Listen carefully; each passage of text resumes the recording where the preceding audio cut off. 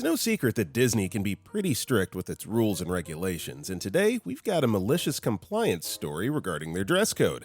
We'll get into that one in just a bit, but first, this is your name, Malicious Compliance by Passive Resistance. Midway through the school year, when I was in the second grade, we suddenly got a new teacher. She went around the classroom and asked each of us to stand up and say our names. Now, my name is Frederick because my maternal grandmother was named Frida and she passed away a few days after my birth. But neither of my parents wanted to call me Fred, so my nickname became Rick. So when I stood up and said my name is Rick, "We do not use nicknames in my class. Your name is Richard." When I attempted to use my correct name, I was shut down and told there was no exceptions and I was to use the name Richard. To this day, I have no idea why she didn't look at my paperwork and see my name, but I simply obeyed her demand and answered to Richard. A couple of weeks later, PTA night, and my parents went to meet with her.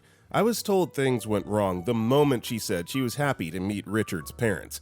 My mom was a very formidable woman who didn't suffer fools gladly. My father was a delegate in the teachers' union, so he had some pull of his own. After that, Rick was just fine, thank you. Yeah, I don't really think that teachers should question why a student chooses to use a nickname, or maybe they have to. Whatever the reason is, as long as it's not offensive, something ridiculous, just call them what they want to be called. By the way, hello everybody, my name is Brendan, and if you guys enjoy these malicious compliance videos, it'd be so nice and awesome if you liked the video or commented down below if you're listening to our podcast. Now then, our next story is scan every item individually. Okay, boss. I once worked at a big box retail store where management loved making up random rules to boost productivity.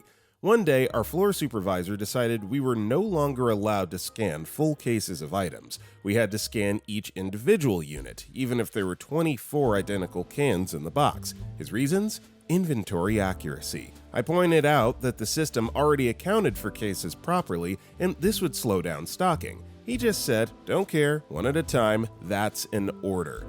We began doing it this way, and it went well because we didn't really get a lot of the same items that day. However, on my next shift, I got a pallet of canned corn, 96 cans in 4 large cases. I cracked open every case, scanned each can one at a time, and placed them carefully on the shelf like I was arranging fine china. It took me about 40 minutes to do what normally takes about 10 minutes. I did this for every similar item the whole day. By lunch, the back room was a disaster. The line of carts waiting to be stocked had tripled, and other departments were short-staffed because people had to come help us. By the end of the day, the supervisor was fuming. "Why is this taking so long?" I reminded him what he said. "I'm just following your order exactly." He tried to backpedal, but I asked if he wanted it in writing that I should ignore his previous instruction. He dropped it. By the next day, the rule was gone. We were back to scanning cases. I always love seeing stories like this. Malicious compliance by frontline employees, the ones that are actually down in the trenches doing the work, that actually do know better, and, sometimes that boss needs a little bit of comeuppance, a little bit of humble pie, so good one, good story. PieWhackett62 replied, "I was working for a big box store affiliated with Wally World. Management decided to change the shelf life of meat from 3 days to 2 days, then wanted us to reduce the price a day before going out of date. Basically, reducing the price to cost or below, before the product even made it to the meat case." Our next story is, "Don't want me near you? Okay, I'll let you stay outside while I'm by the door." One girl in my residence really does not like me, and whenever I'm in close vicinity of her, she'll say very loudly, "Boundaries, dorm." Previously, she was guesting on another dorm, and she needed a resident or staff to open the door. On one occasion, I was sitting by the door, and I heard her knocking.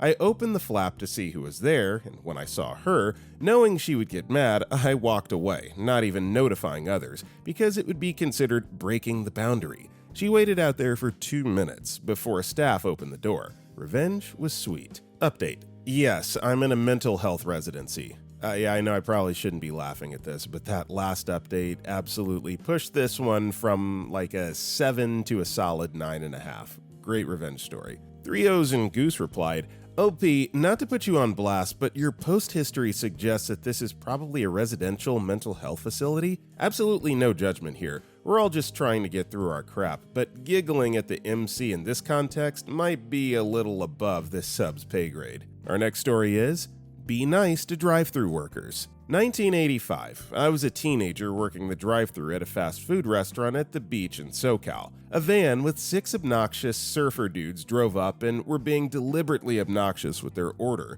rude, screaming, making everything difficult. They eventually ordered 6 burgers, screaming, "Extra sauce!" after every one. I took the order and ran back into the kitchen and told the grill cook that I'm going to make their order. If you've ever worked in fast food prep, you know you line up the buns, you pour a quarter-sized drop of sauce on the bun, then the pickles, lettuce, tomato, burger bottom bun, and then you wrap it up. So I put the buns down, covered them in sauce until you couldn't see them. Pickles covered in sauce, tomatoes covered in the sauce, lettuce covered it in sauce, and did this with each layer and covered the top bun in sauce. Then I covered the burger wrapper in sauce and wrapped it around the burger, carefully. I had to triple bag the burgers because they were dripping and absolutely soggy with Jumbo Jack sauce. The bag felt like it weighed 10 extra pounds with all that sauce. I ran back up to the window, took their money, was as pleasant as could be, and handed them their bag. Here's the sweet part. I did not give them any napkins. This is gross, this is disgusting, but it's also warranted. They wanted extra sauce, by golly, they got extra sauce, and as one final kick in the nads, no napkins for you. Gotta find another way to clean those fingers off if you decided to eat these sauce-soaked burgers. Good presentation, 59 replied. The no napkins was good, but I think putting 5 in there would have been funnier. When I did drive-thru, I couldn't stand the car pulling up with a bunch of screaming kids that you couldn't hear the order over them. I always made sure one of those kids' meals got an extra nugget, a larger fry, or an extra toy. Our next story is, every email needs to be CC'd to me. Sure, hope you like notifications. I, 18-year-old female, work part-time doing admin support. My old manager was great, trusted us, let us communicate freely, just asked for summaries when needed. Then came the new guy. First week on the job, he sent out an all-staff email that said, "Going forward, I want to be CC'd on every single email related to any ongoing task or conversation." Literally bolded and underlined. Cool, I sent him everything. Emails about lunch orders, meeting confirmations, calendar invites, thanks replies, even internal IT memos. By day 3, he had over 250 unread emails. He called me into his office and said, "You don't need to CC me on everything, just the important stuff." I smiled and said, "Got it, I'll wait for a list of what counts as important." He never sent that list. Now he just reads the summaries, like my old manager. And micromanaging oftentimes does tend to end up this way. I would have taken it a step further. I would have signed that email up to receive like a bunch of spam emails, discount coupons, register it with all kinds of like fast food joints and stuff like that, and just forward him all of the promotional material. Every single email that I get on this is going to you, boss. Just some guy, 56, replied, "I had a manager who told me to modify the email system to BCC him on every email to or from any of his troops. I told him it was a bad idea, but he insisted. A week later, another manager demanded the same, and then another and another. Took about a month for our email servers to collapse." Our next story is, "I'll be fired if I don't find someone to cover my shift." I worked at a fast food joint when I was in high school. The joint would stop rostering staff after they turned 18 as they would need to be paid more.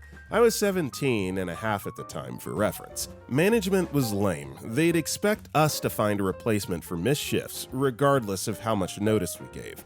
If we were understaffed, we'd have to turn non-drive-thru orders away, but otherwise it would be business as normal. I had my final end-of-year 12 exams. I did 6 subjects, and the exam for each subject was held on different dates in November. I provided 3 months of notice, yet was asked to find a replacement the night before my exam, or I'd be let go. Now, if an employee ghosted my boss at this point, they'd be let go, and my boss would typically find someone else to cover the shift, as he should be doing by default. No problems. I texted my boss that I found a replacement. I sent my deadbeat brother, who was unemployed and on welfare for the past 3 years there.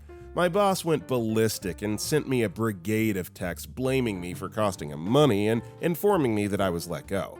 I read them after my final exam and blocked them. It sounds like the manager just wants to bark out orders and not do actual managerial work. Since when is it the employee's job to find replacement coverage? It's a manager's job, always has been, come on. Angry Raptor 13 replied, finding shift coverage should be the manager's job. They get paid to manage, so they should manage. Wrong Entertainment 42 replied, that's the way I've always viewed it. I don't know how many times I had things months planned in advance just to be told I would have to find someone else to cover the day before. Maybe the manager should do their job and manage them schedules. Our next story is, update on, of course, I'll move offices again. I thought I would share my in-progress malicious compliance at work. A little backstory, my office is an old residential building converted to a flex space, so the interior layout is quirky at best. When I started, my office was in the space that used to be a closet. To say I had very little workspace is an understatement. Fast forward to last week, remodeling has been done and staff moved around, and I've been told I will have a legit office now. Awesome, right? Wrong. The decision comes down today, no office for me, after I had already moved into said office. I have to swap with the coworker that has an open design workspace. Said coworker does not want an office. We were told it doesn't matter what we want, we have to change. Now cue the malicious compliance. I moved desks, but I don't have an office phone. Well, I do, but it does nothing. There's no phone line, jack, etc. anywhere near the part of the building I'm now located. Did I mention that a not insignificant part of my job is answering the phone? And if I don't, the phone starts ringing to all the company extensions. So now we're playing a game called How Long Before the People That Are Smarter Than Me Figure Out They Made a Big Mistake. Well, I'm back to give you all an update. Brief summary, my boss made me move offices 3 times in a week. The final move resulted in me not having access to a phone/phone line. Here's a link to the original post below. Now, to the fallout. After I moved my office for the final time, I began rage applying to jobs. I happened to find one that's almost exactly what I was doing with a competitor, and I applied and within 24 hours had an interview, and a week and a half later, I secured an offer letter with a $15,000 raise walking in the door. Woo me! I gave my company notice and the CEO, the jerk that pulled the office power trip, decided to terminate my employment immediately. So now there's no one in the company that has any idea how to do what I did, and no one to train anyone they bring in. I talked to my new employer and moved my start date up a week. I'm out of a toxic environment, and the company I worked for shot themselves in the foot. Karma is a thing, man. Update 1.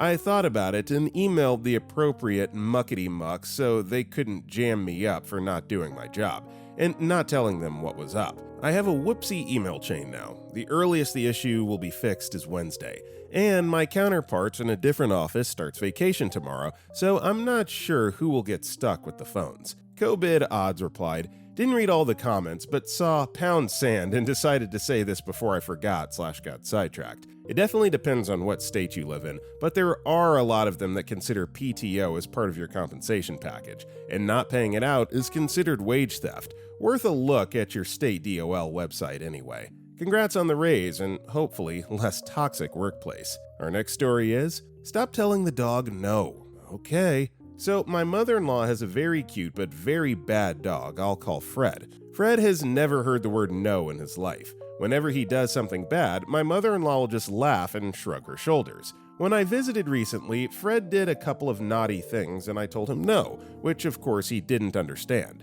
After about the 3rd time, my wife angrily pulled me aside and said to stop telling him no, since it's not my dog and mother-in-law's getting upset.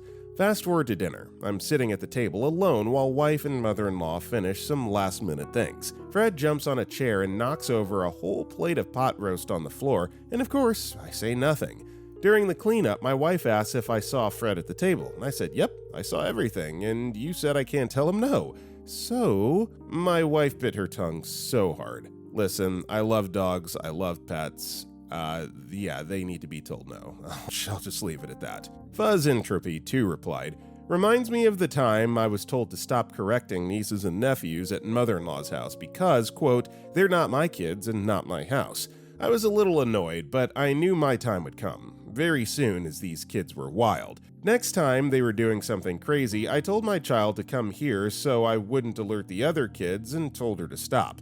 Did not say anything to the other children. Something got broke, and of course they got yelled at, and I got the "why didn't you stop them" from the sister-in-law in a raised voice. Calmly told them I was told not to correct them. The look on their face was priceless. Our next story is, report all the incidents, they demanded. I'm a site supervisor who oversees a team of 10.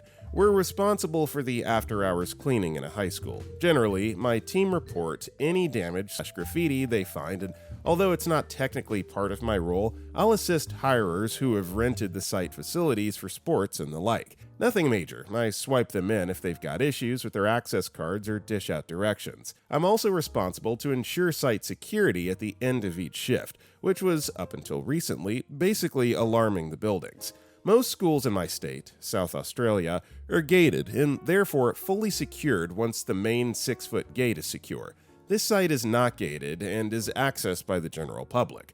There are almost always people cutting through the grounds or walking their dogs on the ovals. All good. I do my job, alarm the site, and go home. A few weeks back, it was discovered that a student had somehow gotten a hold of a swipe card which gave them access to the site after hours. They'd allegedly had this card for almost a year and managed to get away with it, though how isn't clear since I alarm the bulk of the site, save areas that are hired but beyond my finish time. The end result of this discovery has basically been a huge overhaul of security protocols and a crackdown on alarming. I was given direction that at the end of each shift, I was to alarm the site as usual. However, if any buildings didn't alarm that I knew should have, I had to then complete 2 additional steps.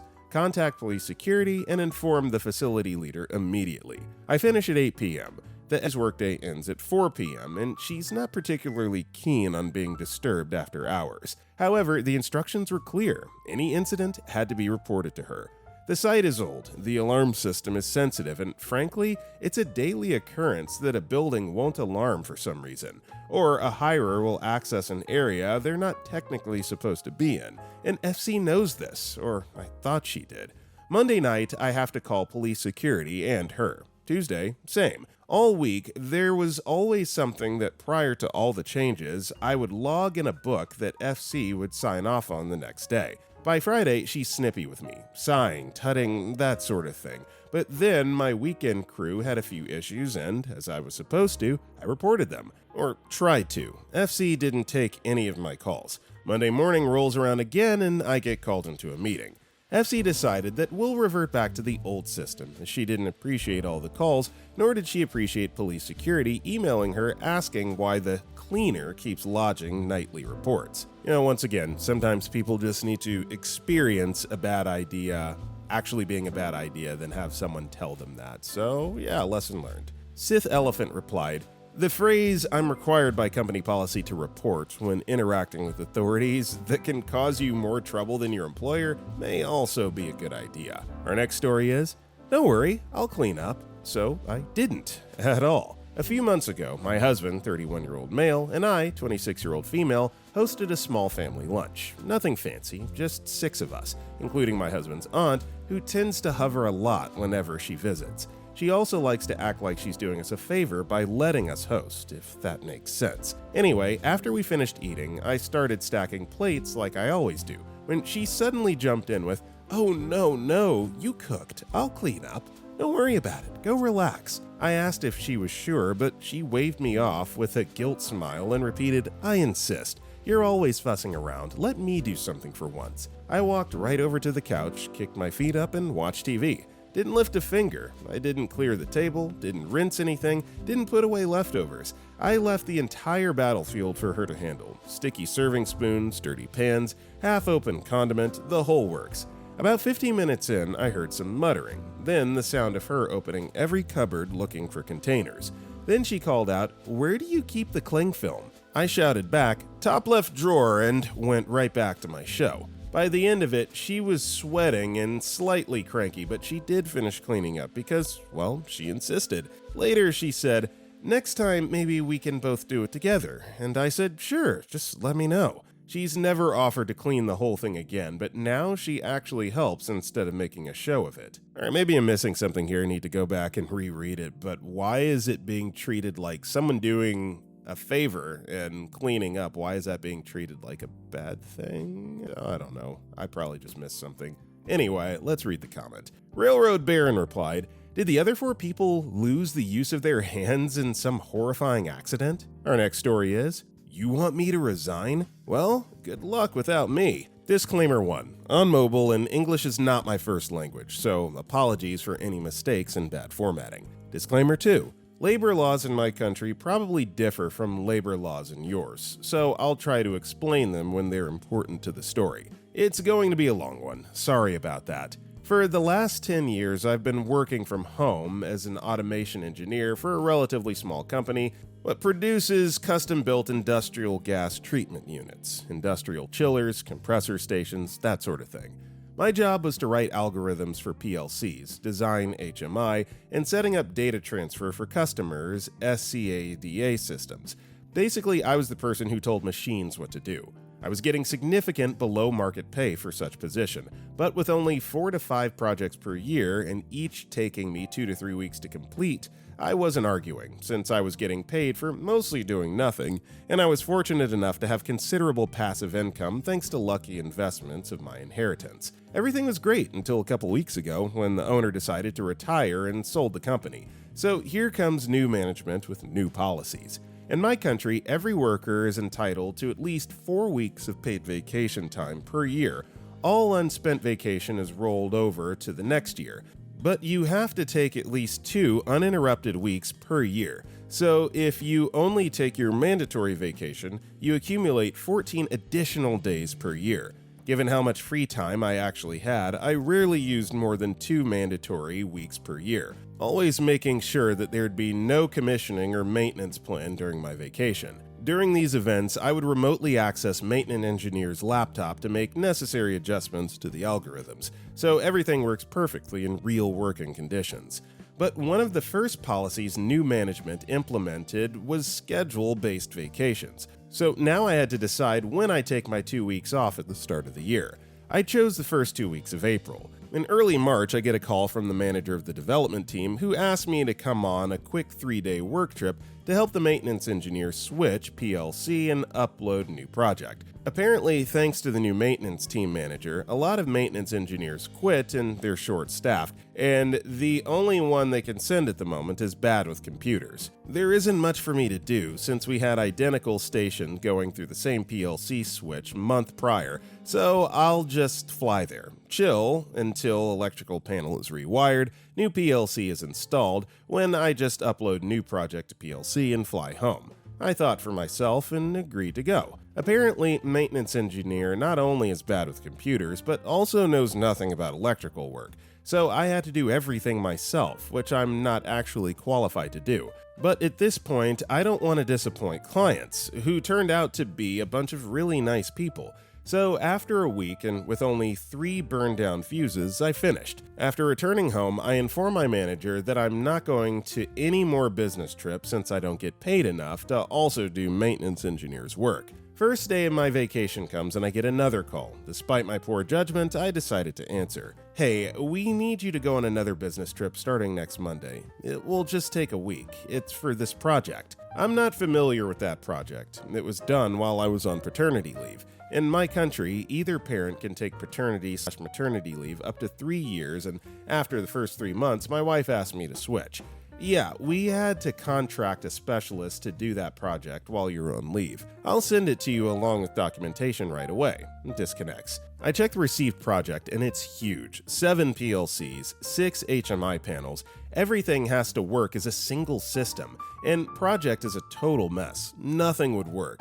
You just have to do everything from scratch. Will probably take me close to a month to finish, and that's with doing everything from the comfort of my own home where I'm more productive. So I call back. Yeah, I looked at this project and that's a mess. It's not in the working condition and no way to finish it in a week. I'll do what I can do, but as I said last time, I'm doing it remotely. As always, I won't go on another business trip, especially now. I have so many things planned for the next few weeks, I can't go. But reception on site is terrible. You won't be able to access it remotely, and we already missed all deadlines on this project. Client is ticked, and we're looking at huge fines. CEO is breathing down my neck. We need it fixed yesterday. Then I'll email maintenance engineer project with changes each evening once he's in the hotel with decent reception, and he can email me a list of things of what needs fixing. It's not the first time we've done it that way.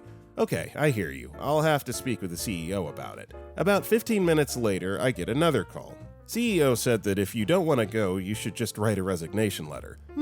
I'm the only employee who knows how to do my job, but yeah, sure. I'll send my resignation letter right away. I was thinking about not doing it, so they had to terminate me and pay me termination compensation. But when I decided to be petty in a different way, in my country, you had to give at least 2 weeks' notice, unless both parties agreed a shorter notice. So I write my letter and set my resignation day as 14th of April, which is 2 weeks. Shortly after, it gets approved. The deed is done, and I get another call a bit later. So, will you be able to finish this project before you leave? I won't be able to do any work on that project before I leave. What? Why? You still have 2 weeks and we really need it done. Well, you see, I'm on vacation right now. Last day of my vacation will be April 13th, and I'm resigning on the 14th. Fallout? I recently got a message from my ex-colleague I have a relationship with, and apparently they're in deep crap right now. Deadlines were missed, fines rolled in, and companies' accounts have been frozen. They even were unable to pay salaries for the last 2 months. They're probably toast, and if things go that way, they'll have to file for bankruptcy. Don't worry, people will get paid in the end. In my country, salary debts have the highest priority when bankrupt businesses sell their assets. The downside, I still haven't received my compensation for my 120 saved vacation days. Well, they did you dirty, so you did them dirtier. Nothing wrong with that. Reap what you sow, people. Snuggle with me commented, "They messed around and found out. Big time. It's wild how some companies just assume you're gonna bend over backward for them, especially when they're paying you below market. You'd truly love to see it. Good luck to them explaining that to the bankruptcy court."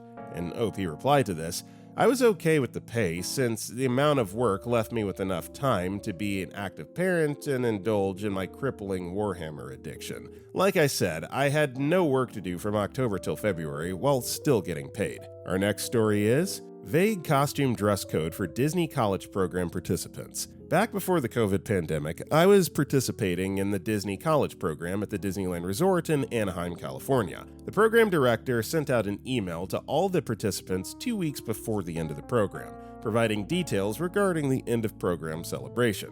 We were all expecting a casual dress code, since this would be the conclusion of our time working at the Disneyland Resort and would take place inside California Adventure Park after hours, instead of the mid-program celebration that took place in the Disneyland Hotel ballroom. However, the email informed us that due to the celebration taking place in front of Guardians of the Galaxy Mission Breakout, we were expected to wear Galaxy Retro attire. Even though a few sample photos were attached, we were all very confused about what exactly Galaxy Retro was, or how we were supposed to put together an elaborate costume in less than 2 weeks. Keep in mind that despite the Disney College Program being marketed toward up-and-coming young professionals, we were all poor college students working full-time in a busy, hot, exhausting theme park and living in crowded apartments with our fellow participants. Who had the time or money to scrape together a Galaxy Retro outfit? Not me, and apparently almost no one else either. So my 4 roommates and I hatched a plan.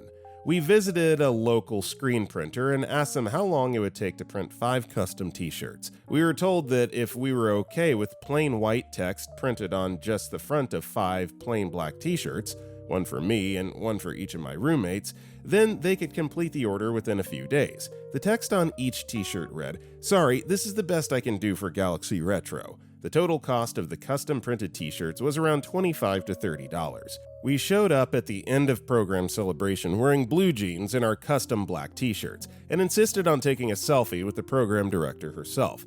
Thankfully, she had a sense of humor and realized her mistake when pretty much all the other college program participants wore whatever they wanted, instead of Galaxy Retro. Because after all, no one cared about dress code when it was literally the last day of our employment at Disney. Well, it's good to hear that the boss had a sense of humor, kind of laughed it off. They actually, ironically, it seems like they would have been the ones that looked really silly if they were the ones showing up, the only ones wearing Galaxy Retro, so it all worked out in the end. The Guardians would be pretty proud, I'd say. Daddy Jeff replied, "In general, Disney does not allow adults to wear a costume. There's some flexibility with regards to Star Wars clothes. They do allow cross-dressing, but not drag. They're very fluid about allowable makeup. Basically, if it obscures your face at all, no go. At a private event, after hours charter, they're a bit looser with restrictions, but not a free-for-all. They also loosen restrictions around Halloween. There's a whole culture of near costumes online. Google Disney bounding. A friend made me and had me wear a long red t-shirt with orange shorts. He said it was a near costume for Winnie the Pooh." Our next story is, "You make the effing yogurt." This happened when I was 16, 29 years ago, but thought I'd share. I spent a summer working at my family's deli in Midtown Manhattan, doing a bit of everything, mainly deliveries during breakfast and lunch, and working the register in the afternoons. While on deliveries, I got to know our regulars, and some were generous tippers. When they came in for frozen yogurt while I was on register duty, I'd hook them up with a little extra.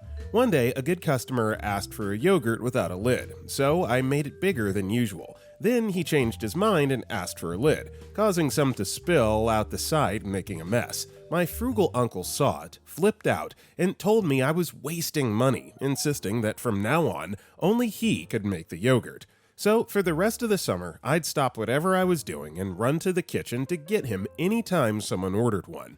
At first, he thought I'd get tired of it. By the second week, he was annoyed. By the third week, he finally exploded, looked at me with pure rage, and screamed, "Enough! You make the freaking yogurt!" There is no faster way to quell someone that's on a power trip than to overload them and give them way more than they want. Sarge504 responded, "Having managed grocery stores and their delivery in the past, I was looking for a new job. It was an ASM position at a travel plaza where I'd be overseeing 4 restaurants, a Starbucks, and a convenience store. I arrived plenty early since the travel plaza had a private entrance, so you didn't have to use the toll road to get there, and it took a bit to find. I walked into the convenience store and went over to the cold case, where there were store-made fruit cups, salads, sandwiches, etc. From past experience in making such items, I knew the odds were in my favor for what I was looking for. Sure enough, as I started picking up various products, I detected obvious weight differences between like items. This told me that whomever was preparing them was eyeballing the recipes instead of weighing them as each item was added. In some areas, this can cause a business to be fined since improperly assembled products would not agree with the nutrition information on their labels. As I introduced myself to the interviewing manager, I told her that I'd checked out the convenience store. She asked what I thought. I told her the clerk was friendly and helpful. It was neat and clean, and you're losing a lot of money in your store-made products. When I explained what I meant, we went over to check it out. She started weighing stuff, and seeing it was different by a few to several ounces from what the label said. The interview ended about 10 minutes later, and I had an offer letter the next day. I left the travel plaza after a few years to manage a high-end grocery store. 6 months later, my old boss followed me to my new company. Our next story is, "Don't touch my laundry, no matter what." I, 23-year-old female, live at home with my parents, an elder sister, and 2 younger siblings. We all share the laundry room, and generally there's an unspoken rule. If someone forgets their clothes in the washer or dryer, you can move them respectfully to keep the flow going. One day, my older sister, who thinks she runs the place, loses it because I moved her damp clothes from the washer to the dryer so they wouldn't get that wet smell. She storms in the kitchen like I just set her wardrobe on fire, yelling, "You don't ever touch my laundry again. I don't care if it's been sitting there for hours. Leave it." I start to explain that I was literally helping her out, but she didn't let me speak. She just asked me to leave it alone. About 2 weeks later, she tosses a load in the washer and leaves for the whole day. I come in later, see the washer full of her soaked clothes blocking me from using it, and remember her very clear instructions. So I did nothing. Hours pass, the clothes sit. I wash and dry my stuff at a laundromat nearby. The next morning, she's shrieking because her once favorite hoodie smells like mildew and her white tops have that weird gray tinge. She stomps up to me demanding to know why I didn't at least move them. I said, "You told me never to touch your laundry. was following your orders." Her face fell in realization, and she walked away slowly. And from then on, she never left laundry in the washer again, and even started asking me to help switch loads when she was busy. Moldy and gray clothes will do that to you, so be careful when you say things in a fit of rage, folks. Be careful at least how you word what you're saying, because you may set yourself up for some malicious compliance. Concentrate Some 796 replied, "When I was growing up, everyone in the family would do their own laundry. My mom was very bad at leaving laundry in the washer and dryer for days at a time. If I had to do laundry, I'd move hers along the line. If it was in the washer, I'd move it to the dryer. If it was in the dryer, I'd pile it on top for her to take care of." She snapped after a while, "If you're going to take my clothes out of the dryer, you need to fold them too." I'd argue back that they were her clothes and she was leaving them for days at a time, not just hours. I continued doing it until she had enough, and my punishment was that I was not allowed to do my own laundry anymore. Worked out great for me. I didn't have to do laundry anymore, and she got better about not letting clothes sit. Our next story is, "Spit it out." I used to work at McDonald's. Eating on the job, especially in the kitchen, was strictly forbidden. One day, a colleague popped a nugget in his mouth while prepping. Manager storms in, sees it, and immediately barks, "No, you can't do that! Spit it out!" He looks her dead in the eyes and spits it. Right there, on the kitchen floor. She was not happy with that either. Not exactly something I condone, but the compliance was, malicious. I am not even going to comment on this one. Gorge has replied, "Popping a nugget every now and then was a joy. Managers asked what I was doing. Quality control. No one really cared or just didn't bother to tell a senior employee not to do so. Sometimes I'd wrap one in a bacon if I was craving for a premium snack." Our next story is, "Enjoy bankruptcy." With all these karma bots posting the same dang stories, I decided that you need another one of mine. After my latest MC in an IT department, I decided that I no longer wanted to work in IT. Instead, I got a job working with institutionalized young people. An open institution, so not the truly broken kids, because surely people who worked with messed up kids would be better listeners. After about a month there, I was absolutely certain that one of the kids had a wrong diagnosis, and the medication he was on was making everything worse for him. I brought this up at a meeting and was instantly shot down because I had no formal relevant education. My position was as assistant, and never mind the fact that I have the actual diagnosis this kid was supposed to have, and they knew that. I got shut down hard, and the only other decent person there explained it to me later as the same internal politics and power plays as everywhere else. Well, freak. 2 weeks later, we had mandatory external oversight come by. This required us to go through all the kids, updates, treatment plans, etc. And when this kid came up, it was crickets all around. Bossman pulls up his file, and behold, there's no mention of any remarks from the meeting. Bossman words a request for more information poorly, which I can't directly translate from Danish, but it's more or less if there's anything relevant that she should know. And I think the file being incomplete is relevant, so I tell him that. Death stares all around. External oversight lady asks, so I tell her. It happens to be her area of expertise. She orders the kid taken off his meds, and a week later he's much better. Still a messed up kid, but at least not drugged up to his eyeballs. I get fired for not being loyal. Since I was still in the trial period, no reason was needed, but that's my guess.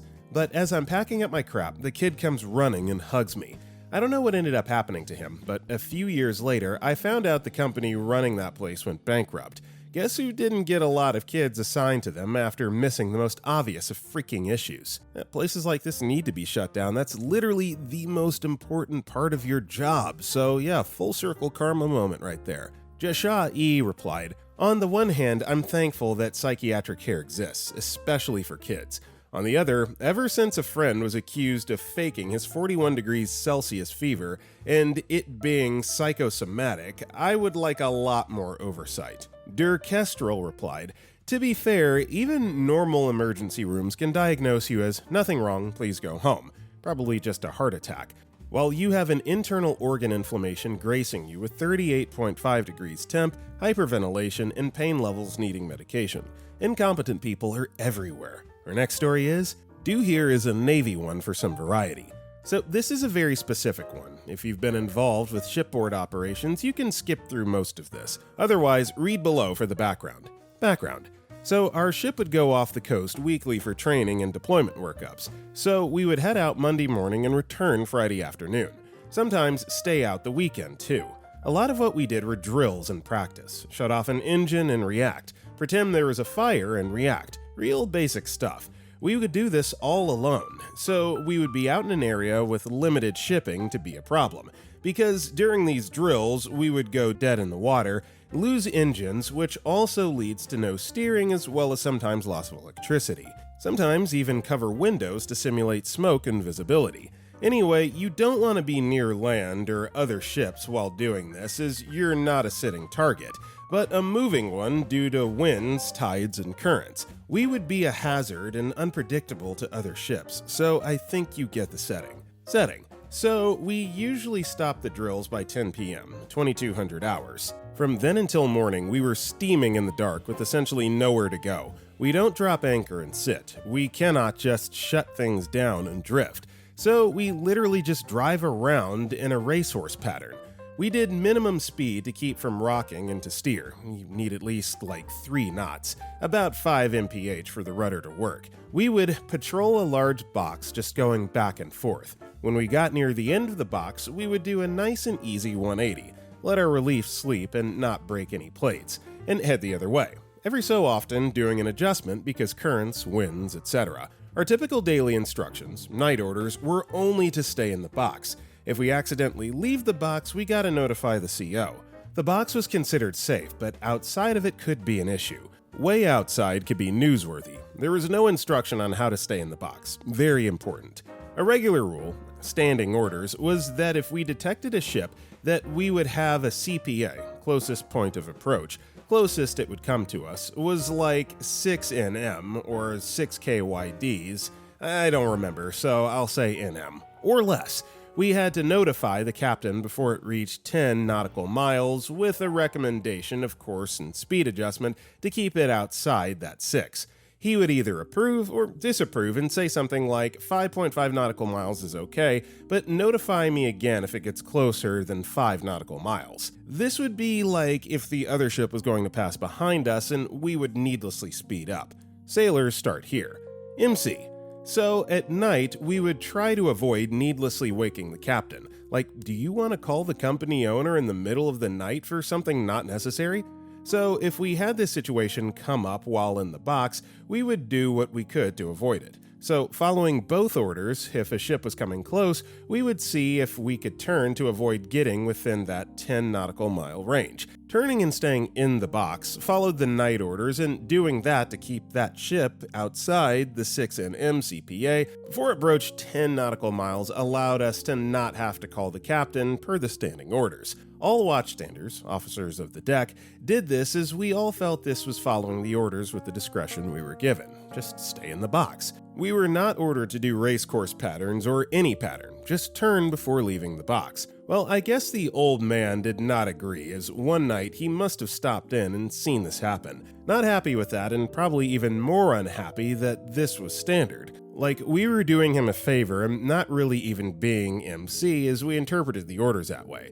We literally used the discretion we were given by being able to do whatever we wanted in the box, but CO thought we were doing MC. Since our decision to turn was based on the other ship that necessitated a call to him, even though we had discretion to do this otherwise. So the CO forced us to MC. Captain literally changed the orders. Now, if we made any course speed changes due to shipping, and not solely due to being at the edge of the box, we had to call in. I think he thought we weren't seeing a lot of shipping, because he was now getting woken up multiple times at night. That's after long days of drills, so instead of being the person with the most sleep, he did not stand night watch, he now got the least. I can't remember if that got changed back by the end of the next week or the week after, but even he, huge micromanager, realized how dumb it was to get a call at 2 a.m., 0200, saying, "Captain, we're 5 minutes from turning due to the end of the box. We have a ship that's predicted to have a CPA of 6.0 NM on our bow, in front of us, right now, and it's at 12 NM. Per your orders, we're recommending maintaining current plan to turn in now 4 minutes. When we make the turn, we estimate a new CPA of 9 MN on our stern, behind us.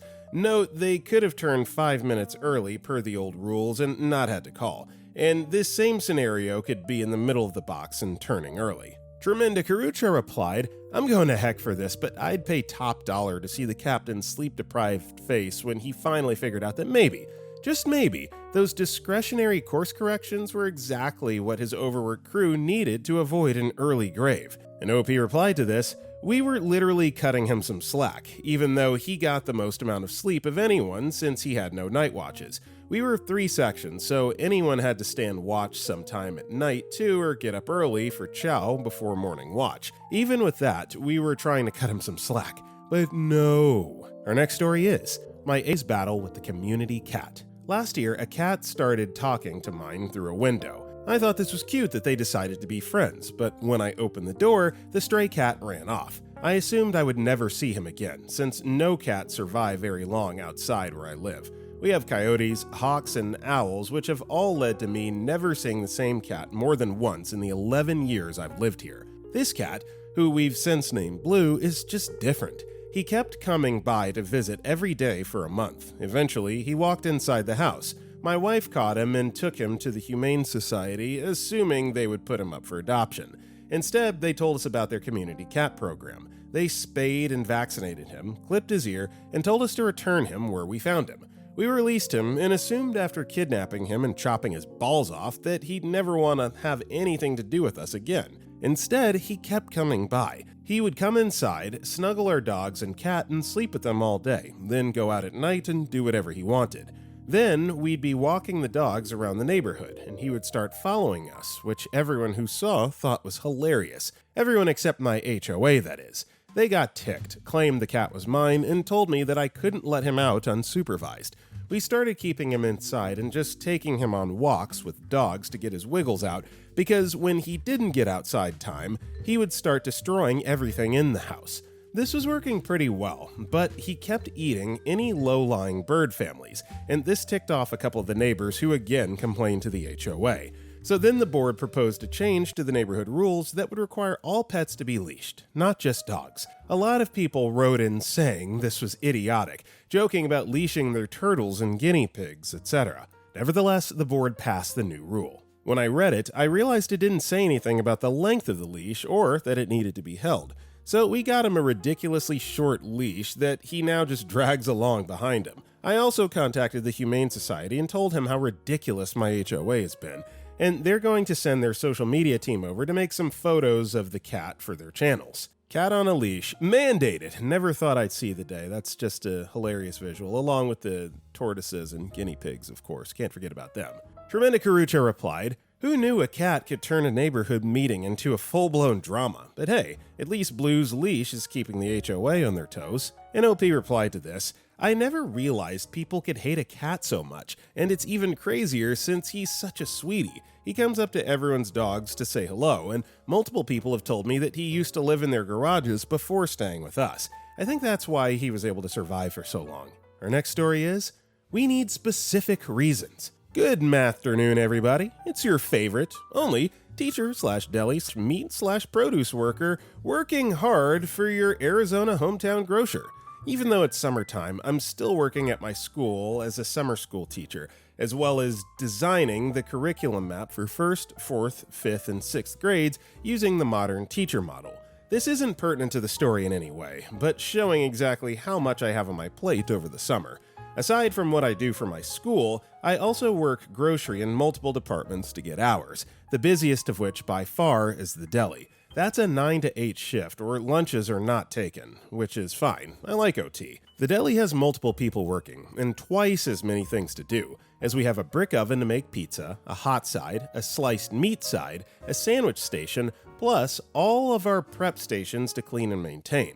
What's the best way to motivate employees who literally have 25 some odd separate tasks to do? Not including customer orders and requests. Most of what we do requires us in the deli department, but there are many things that require us to leave the department. Refill the napkins, get meat out of the front of the case, get raw chicken from the meat department so we can rod the chickens for the rotisserie, go to produce to get onions and peppers for the pizza station, not to mention when we actually need to use the restroom. When I work a shift at this store in North Scottsdale, I definitely get my steps in, big time. So anyway, our company has shifted, gotten rid of all our old managers. I wish that I could say it another way that wasn't 100% true. If you're old, you no longer are a manager here. People were offered a demotion or they could walk. It was crazy and ended in a ton of new management trying to run things more efficiently. That always works so well. One of our new managers, we'll call HH, head honcho, for the store decided to start tracking our movements. Instead of just giving us a Jeeps tracker like they do with Amazon, he wrote a big note with a taped pen to it that said, "Write down when you leave the department and where you went." Our deli manager, Sue, decided to tell us, "You need to do this, it's important."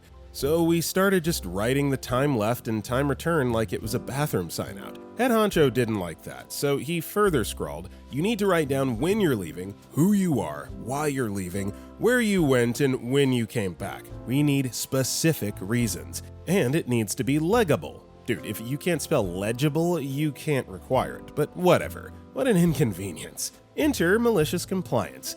Everyone hated this, but we complied to the best of our ability until one day I just had it. I got yelled at by 3 customers in a row. Then a 4th one was yelling at one of my colleagues, and she deflected it on me like it was my fault. I was just over the whole thing. The rest of the day, every time I left the deli department, I spent as much time using my Spalding method handwriting, detailing every trip. 8 a.m. OP uses the white and blue Ascali D1 gourmet digital meat thermometer on the mac and cheese. 8 a.m. OP writes down the results of the blue Ascali DH1 gourmet digital meat thermometer onto the corresponding field on the temperature log. 8:01 a.m. OP uses white blue Ascali. I'll save you the headache, I didn't save my managers. 8:45 a.m. OP takes 6-wheeler to the Southwest Cooler to get 2 different types of chicken for rotisseries. Items 15-50-47 and 15-50-49. 9:25 a.m. OP walks to the restroom abruptly to avoid shouting in front of a customer who asked a question out of the blue that brought up personal baggage related to my first wife. How could you like it if your wife wasn't around anymore? Normally, I would let this roll off my back, but this escalated quickly over simply not slicing the pepperoni as thinly as he wanted. Then, when I turned around, I gave it to who I presumed to be his wife. It was confusing for all 3 of us, so I asked RIA to take over because I wasn't feeling well. There were so many entries, and my colleagues got in on the action as well, backing me up along the way. Everyone was wondering what the heck happened with Captain Pepperoni. It was a rough day, and it was common. There was always something at this store because of how much demand they put on us, for such a crappy wage to boot. By the time the manager came over to collect the drawers, he noticed that there were 2 additional pages added to the one he put down, and he decides to start reading them. HH takes the papers from the clipboard, looks at me directly, points the papers at me menacingly, then turns and heads out, shaking his literal head. Luckily, head honcho, district guy, was walking in to order his usual sandwich. He orders the same pastrami sandwich every Sunday, and they hash it out right there, both looking at the paper. I was positive I was fired right then and there, until I saw the head honcho's face smiling. As he turned and walked toward me, he said to no one in particular, "Well, they said to be specific." I then proceeded to make Joe, my boss's boss, his usual pastrami with mayo, salt, pepper on marble rye, and light vinegar. Hell of a sandwich, if I do say so myself. This was the last time any of us saw a sign requiring us to write anything, and head honcho doesn't come to our department anymore except to collect the tills. He's very quick about it. So, malicious compliance aside, that sandwich described at the end of the story, I mean, it's lunchtime where I'm living right now. I think I might run to the deli and get something like that myself. Ooh, that sounds good. Our next story is, you're going to save money by making it harder to file expense reports? Game on. First time posting a story here, so hopefully I don't break any rules. At my previous employer, I had to attend a lot of meetings around town and also go to a few events out of county. When I started, they had a pretty flexible policy where you could accept a monthly allowance of about $40 to cover your mileage. Or, if you were taking a lot of trips, you could submit expense reports and get the standard IRS allowable mileage reimbursement. I hate expense reports, so most of the time just took the $40 and called it even, despite the possibility that I might have made a few extra dollars by doing the longer expense report. New HR manager is hired, and she decided it would save a bunch of money if we cut out the monthly allowance for the sales team and made us file for expenses for every trip. Again, since I hate expense reports, I usually just ate the cost and only filed for trips where I would receive $20 or more. New HR lady notices that a lot of us are just donating the value of trips under 20-ish, so she figures maybe we'll start donating more if the expense report becomes more arduous. Her brilliant idea? Require extra documentation, like printing a Google Maps for each trip and adding extra details to each report. Mind you, this means she needed to hire an extra clerk to manage all this extra paperwork. But then she thought she'd be even more clever and start rejecting our reports if we didn't print a map for getting to the destination and a separate one for the return trip. Wow, okay, game on. I started using a very old map website, like MapQuest, and I would create one for every trip, even the 3-mile round trip to one of our other offices just up the road. I saved a file for each of the regular visits so I could just pull them up and print one out. But even better, I didn't just print the page with the map, but the 5 or 6 pages, each way, that were filled with advertisements for gas stations, fast food, hotels, etc.